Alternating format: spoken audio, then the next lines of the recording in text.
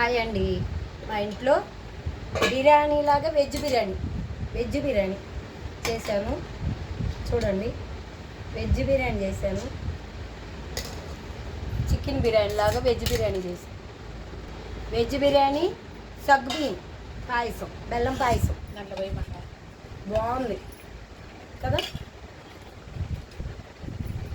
Veg biryani ఎలా ఉంటుందో చూద్దాము. సూపర్గా ఉందండి. చికెన్ బిర్యానీ లాగా వెజ్ బిర్యానీ చేశా. మామూలు వెజిటేరియన్ బిర్యానీ చేస్తాం కదా, అలా కాకుండా ఇలా చేశా.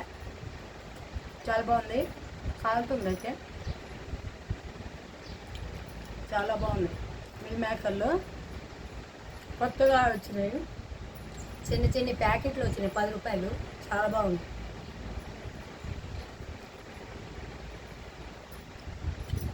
మీ ఇంట్లో ఏం కర్రీ? మీ ఇంట్లో ఎలా కామెంట్స్ పెట్టండి ప్లీజ్ అండి. ఆలు కర్రీ కానీ చేసుకుంటే చాలా బాగుంటుందండి. ఇందులో పెరుగు పచ్చడి అలా నేనేం చేయలేదు, ఇంటిదే చేశాను. చాలా బాగుంది. లైక్ చేయండి, సబ్స్క్రైబ్ చేయండి, కామెంట్స్ పెట్టండి, ఎంకరేజ్ చేయండి ప్లీజ్.